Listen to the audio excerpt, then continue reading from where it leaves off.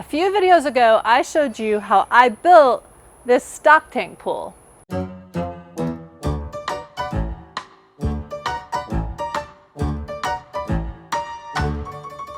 And between that video and now, we got a bigger pool and a bigger pump and filter and a new pool deck.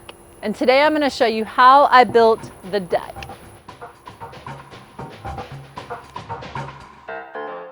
I started this project by wheeling in some concrete pier blocks, which will be the base of this deck. You could certainly dig holes and build the deck into the ground, but the blocks are a great option too, especially if you ever want to move the deck. I placed the blocks in their locations and then I made sure they were level. And then I cut some treated 4x4 posts and set them vertically in the blocks. I purposely kept the posts longer than I needed, and I'll cut them to their final height in just a bit. To secure the wood to the posts, I'm going to be using these super strong timber lock screws. All of the framing is going to be made from 2x6 boards. I want my deck boards to sit just above the top of the pool, so I need to build my frame to be the same height as the pool. I set one end of a level on the pool to mark my build lines. When working alone, a good way to help hold a board in place is to attach clamps, kind of like a shelf support. Once I got the board in the right position, I attached more clamps to hold it in place. You can see here how this outside joist, called a rim joist, is going to be the same height as the pool. I then pre-drilled and screwed in my timber locks. For the next rim joist, I again used a clamp to hold one end in place while I found level. I then clamped the other end in place and secured it to the post like before. For this longest rim joist, I used the same method. However, I called in some extra hands to help me get it leveled and clamped in place. And if you're interested, I have build plans for this whole project linked below. I continued all the way around and got all of the rim joists in place right before a rain delay, which happened a lot on this build. So it rained all night and this morning, but it stopped raining now. Sun is kind of peeking out. The ground is muddy. Let's build. Back to work, and I secured the back long rim joist to the center post. And then I measured for this middle joist. I'm going to use galvanized joist hangers for some of the interior boards, and let me show you a little trick to hanging them. I took a scrap piece of 2x4 and I cut it in half. Then I screwed each one temporarily to the top of each joist end as a brace. These braces allow me to now set the joist in place, held exactly where it needs to be. I can then snug the hangers up underneath the joist and hammer them in place. Once they're both set, I can then remove the braces and the joist is ready to go. You can see here that it is right where it should be. I then secured this joist to the center posts with more structural timber lock screws. At this point, I can cut all of the posts flush. To do this, I just used a reciprocating saw. I then filled in the other joist using the same method as before, setting them in place with braces and installing joist hangers. I added boards between the joists called blocking, and then I attached the blocking by screwing to the post where I could and then using joist hangers where there were no posts.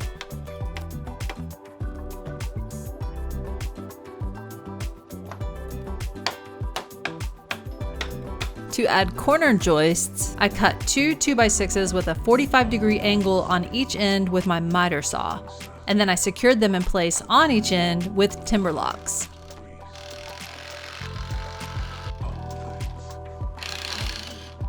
Ideally, I would have these two posts a few inches closer to the pool, but I couldn't because this concrete slab was in the way.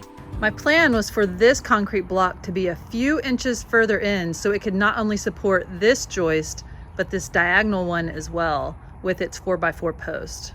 So if you build your own, I would cut this 4x4 flush with this joist right here and move it over a few inches so it supports this one and this one from the bottom. I would do it for that one and that support piece. That change will be reflected in my build plans if you're interested. I'm not sure if it's necessary or even helpful, but I decided to cut some 2x4s and add some support from the underside of the diagonal pieces for more structural peace of mind. I hope this makes sense. But again, you probably won't have this problem and you'll probably be able to place your posts in the right spot.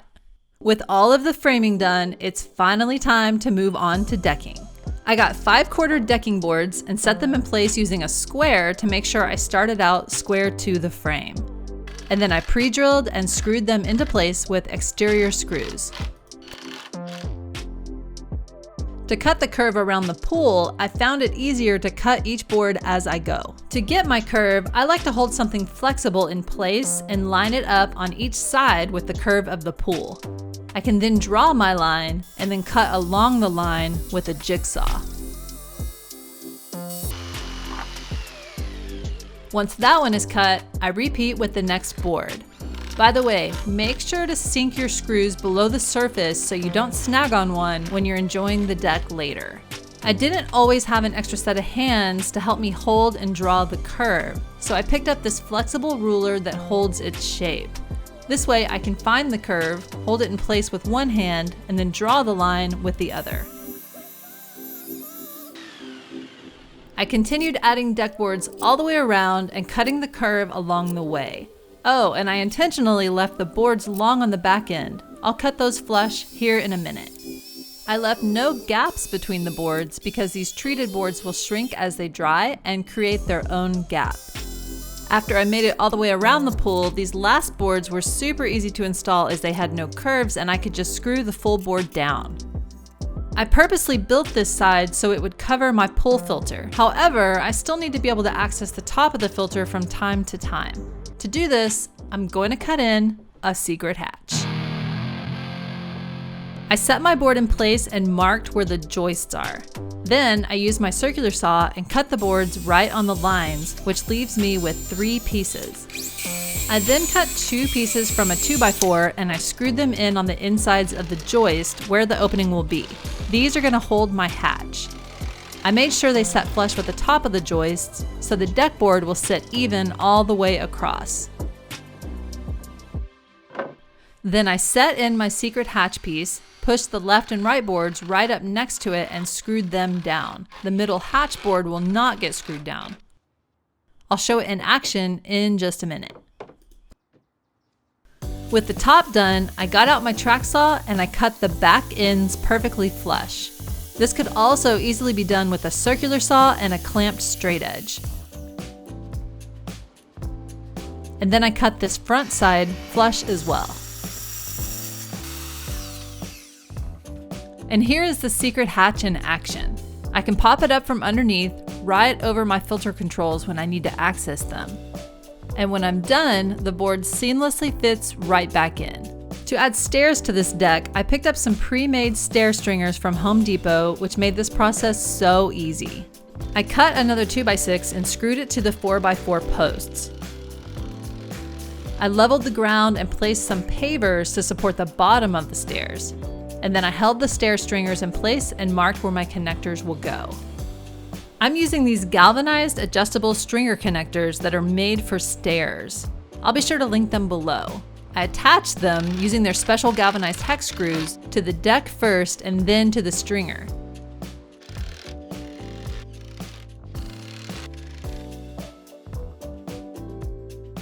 And then I repeated the process for the second stringer, making sure the two were level to each other. For the stair treads, I cut more 5/4 deck boards to the width I wanted and then screwed them to the stringers. I butted up 2 on each tread. And then I cut and installed 1 deck board for each riser, which is this vertical piece between each tread.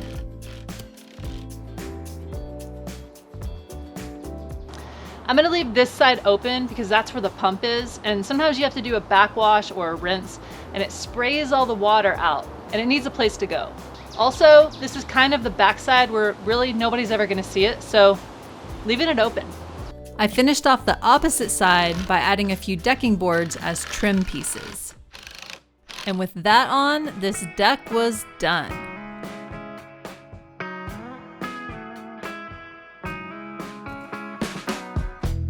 I'm so thrilled with how this deck turned out and how much it adds to this pool space. It creates a place to lay out, a place for people to sit on the side of the pool, and a great place to set drinks and music and towels.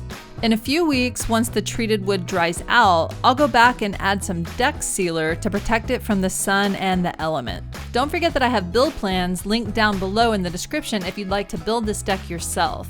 You can also alter it and do things like make it bigger, add a railing, change the stair placement, or build it to fit a different size pool. I hope you enjoyed this build. Thank you so much for watching, and I will see you on the next project.